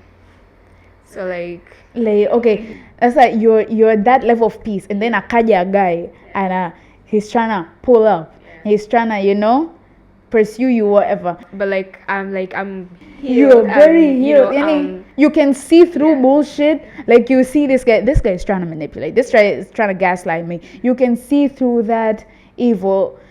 Do you think like that can coexist with like being in a, first of all, letting you be pursued by a guy? Because you're being pursued, like now vitu viko different, like things have changed, right? So you're, hata kama ndio your focus was on yourself, now there's this guy, so I have to like think, what is he trying to do, how is this affecting me? So obviously kuna some things that afanya ambavyo vitakuwa affect wewe. So how do you think that can work? Na saa mkeingia in a relationship, now you're not only thinking about yourself, because when you're happy you're thinking about me first. Now you have a guy, you have to think about him and stuff like that. Do you think that can coexist? I think it can, because they say you can never pour from an empty cup.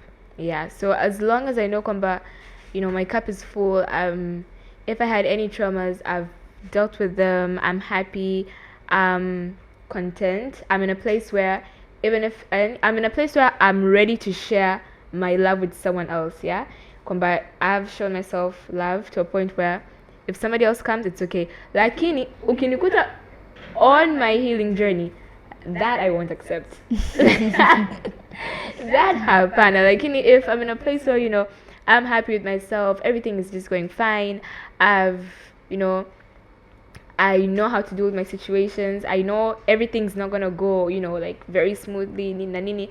Lakini I'm in a place where even if I get into some situations, I can pull myself out. I don't think it's gonna be a problem. If the guy who's pursuing me is also at the same level, he's healed, he doesn't have traumas, he doesn't have things namsumbua huko nini na nini, that we can work. Like if I'm on my healing journey and I know kabisa, if I would say yes to pursuing that person or to start dating with that person while I know kwamba I haven't dealt with my own problems, I would be hurting myself and I would be hurting the other guy, kwa sababu I'll be expecting him to understand what I'm going through, to validate my feelings. Akati, I'm not really ready to validate my own feelings, to work on my own feelings. Koya, if I'm healed and you're healed, okay. But if I'm healed and you're not, it can't work. And if we're both not, ndo kabisa, kila mtu akae pembeni. Kila mtu akishakaa sawa tutafutana tu. No rush. Okay, yeah. I get it. And you, what do you think? What do I think? Me personally, like at this moment of my life, this way, I've dealt with some stuff. It has happened. It's life. But like, I'm over it. It's over. Kwa hiyo, now I am like most likely at peace. I am very much okay with whatever life throws at me. I know I'll get through it. It will get better. We move on. Sindio. So like, but sasa hivi mtu aniambie eti, because I know the guys at my age are not at the mental space ambao niko nayo sasa hivi. So obviously they're projecting insecurities, they're doing this and this and this and that, and things that the energy I'm not trying to deal with. So sasa hivi I don't feel like even letting myself be pursued with a guy, because I know you're just going to disappoint me, and then I'm going to hurt your feelings, because I'll be very honest with what I want. I'll be very honest with my goals, my purposes, my values, and if our values align, then we're good. But if it doesn't align, and then you want me to mold myself into being something you want, I cannot do that. So yeah, maybe ningekuta na huyo mtu ambaye like we are healed pamoja, I think that can work. But wengine ambao they're acting nonchalant, sijui emotionally unavailable, sijui nini players, I'm not dealing with that. With those situations kwa kweli. There are so many people playing games these days. Sijui don't text her for 2 weeks. Sijui fanya hiki, pull back, push forward, pull back. No one is doing that. I don't have the energy to deal with that. So if you're pursue. I'm not saying don't do it, but like do it like considering that I'm not going to play games or play your games. Right? I'm just gonna go direct with it, and if you're up for it, if you can handle the space where I'm at, if you can match that, that's great. If you can't, unaona kwamba this girl does not need me, ananitreat kama somebody else, sijui hanioni priority or something, I'm like, alright, bet, leave, bye, because in reality you're not a priority anyway. I am my own priority. Yeah, I think that's where I'm at right now. Okay, so I want to ask you a question. um, would you date someone who is the same age as you? Like, what's your age limit? Like, you can't date with labda someone ambaye labda amekupita labda tuseme miaka 10 or mitano, or like, what's your if you could date with someone who is even 10 years older than you, would you be able to do that? Dating with a person my age is a no. No, guys, my age, they're going through their city boy life. Yeah, they're going through they're doing everything all at once. But what if you just happen to find any? It will depend. Like, yeah, amepitia all that. Has he gotten his Let's feel? say tuseme kwamba, I feel like as much as most of us go through this childhood trauma nini na nini, but I believe there's people ambao most likely hawajapitia hivyo vitu. Yes, they had a really nice supportive family growing up, everything was okay, yani hawajapitia hizo changamoto nini na nini, and he hasn't been in toxic relationships za kumfanya kwamba ni akariri kwamba kila mwanamke yupo hivi na hivi. So like, what happens if that person just happens to come and pursue you? You feel like this is too good to be true. He's the same age as you, tuseme. He's the same age, and you're already thinking you can't date with someone who's, mnalingana umri. So would you give it a try? Or would you feel like, no, this is too good to be true? Would you like? Sasa hapo inakuja the weakness of human beings. The weakness is kwamba I am always calculating. I'm always doubting. I'm like, what are your intentions, young man? Well, I might give it a shot if I mpaka tunafika like the phase where we're actually dating and I haven't seen any red flags or anything like that, anything to spook me. I'll be like, all right, cool, we're gonna do this. But if I feel anything in my gut that is telling me I'm like, boy, bye. Yeah, but like my preferred age limit, I like, you have to be a little bit older. I feel like you give me a little bit of mental stimulation. Okay, like how many years old? Not that old, like 10 is a lot. 10 is a lot. 10 is like 30 kitu for me. 10 is a lot, but like anything below 10. Yeah, that's where I see it can happen. Because other than that, it's 15 years. There are people dating people 20 plus years. She's 20, he's 50, and they're making it work. Hey, but to each their own. Yeah. And do you have a preferred age difference? Well, okay, I wouldn't want to date someone who's like much older than me. Like 10 years, for me 10 years is a lot. Cause okay, sawa, yes, you're matured, you have, everything going on for yourself, nina nini. But I feel like if just it'll be too serious, it'll feel like it's like sort of an arrangement than something mutual. Cause you're not gonna have the same conversations with a 30-year-old. I'm somebody who's like 20 years older than you. Mtadanganyana too. For me personally, I don't think that can work out. Plus anything plus 10, like your age limit, come by, you're 20, you're dating 30. I mean, you can make it work, I guess. But like, I feel like it's a little bit of grooming situation there. He's grooming you, but what can I say? What can I say? Me, I will 10 plus is way too much. It's way too much. Way too old. Okay. And so let's say, this is the last question. And okay, let's say imefika sasa kile kipindi ambacho you have to get married. You're ready to get married, let's say. I don't think there's a time you have to get married, yeah. When you're ready to get married. Yeah, when you're ready to get married. And the person ambayo umetokea sasa ndo unataka kufunga naye ndoa, he happens to have kids. Sijui kawatoa wapi. Wait a minute. Did he have kids throughout the relationship or amekuja out of nowhere? Am I discovering them now? let's say kwamba okay, let's say both scenarios kwamba okay, would you date a guy ambaye labda ana watoto tayari? Let's say ndio tushakuwa wakubwa kwa sababu we're still young sasa kusema okay. Let's say mtu labda kupita labda miaka mitatu minne mmekutana huko baadaye, he happens to have kids already. Let's say 1 or 2. Would you be even open to date him? Like, okay, you know, you have kids. Ooh.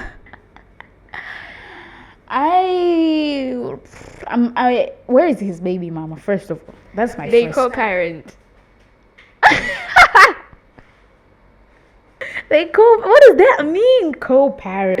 They co-parent. They happen to have kids together. But no, it depends. Kama if I'm older, tumesema we are older in this situation. Mi nitaangalia. Do I want kids of my own? If I want kids of my own, then I probably won't date a guy with kids. But if nimefika phase, I'm like, maybe I can think about kids later on. Baadaye tena kidogo. And I'm like, okay, we'll stay with you with your kids. Let me see how I can manage these kids. If I am good at this, I'm getting my own. Yeah. So I think it will depend on that. And what happens? Satsime, umepata the perfect guy, nini, hapo ndo Tracy is getting married. Tupo kwenye harusi. Inakuja pale if anyone has, even anasemaje? Wants to object the marriage or something like that. And then anakuja tu mdada huko ana toto. And he's like, yeah, that's embarrassing. Na ana proof she has DNA test. Like he's the love of your life. You feel like he's the right person to be with. How are you gonna take it on your wedding day? Oh my, that cannot happen on my wedding day. I don't spend too much money, too much energy, too much effort. It can't. Like I don't know how I'll be able to handle that situation because let's not talk about what you would do at that any particular point. Like let's say baadaye.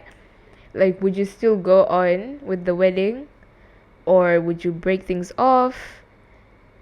Na tuseme mkaka yeye alikuwa hajui.